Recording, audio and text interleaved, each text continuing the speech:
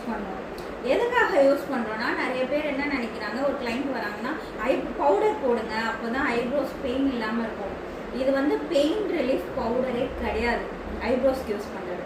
அது ஆக்சுவலாக எதுக்காகனா, வெளியிலேருந்து வரும்போது, இப்போ நான் வெளியிலேருந்து வந்தேன், என்னோடய ஃபேஸ் பாருங்கள் நல்லா ஸ்வெட் ஆகிருக்கு. இந்த ஸ்வெட்டோட நம்ம த்ரெட் வச்சு எடுக்கும் போது ஒழுங்காக ஷேக் வராது, அண்ட் தென் ஹேர்ஸ் எல்லாம் ப்ராப்பராக ரிமூவ் ஆகாது. அதுக்காக நம்மளோட ஹேர்ஸு இந்த ஃபேஸில் இருக்க இந்த இதுவெல்லாம் ட்ரை பண்ணுறதுக்காக யூஸ் பண்ணுறதுக்கு தான் நம்ம பவுடர் யூஸ் பண்ணுறோம்.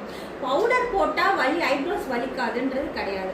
அது வந்து ஸ்வெட்டாக இருக்கும் போது நம்ம இப்படி பிடிச்சாலே கிளைண்ட் பிடிச்சது பாருங்க அப்படியே வலிக்கிட்டு போகும். இப்போ நான் சன்ஸ்க்ரீன் போட்டிருப்பேன், ஸோ எனக்கு வலுக்கும். அந்த வலுக்காமல் இப்படி க்ரிப்பாக வலுக்குனா என்ன ஆகும், ஷேப் மாறும். அது ஷேப் மாறாமல் எதுவுமே பண்ணாமல் ப்ராப்பராக அந்த இடத்துல கை நிற்கிறதுக்கும் அந்த அந்த ஹேர்ஸ் எக்ஸ்ட்ராஸ் எடுக்கிறோம் இல்லையா, அது ப்ராப்பராக ரிமூவ் ஆகிறதுக்கு யூஸ் பண்ணுறது தான் பவுடர்.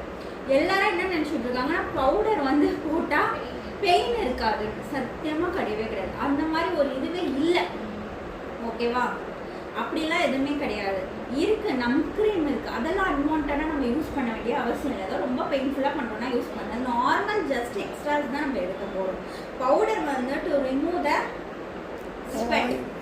ஸ்வெட் எல்லாத்தையும் ரிமூவ் பண்ணி ஒரு நல்ல க்ரிப் கொடுக்கறதுக்கு ஹெல்ப் பண்ணுறதுக்காக தான் நம்ம பவுடர் யூஸ் பண்ணுறோம். ஓகேங்களா?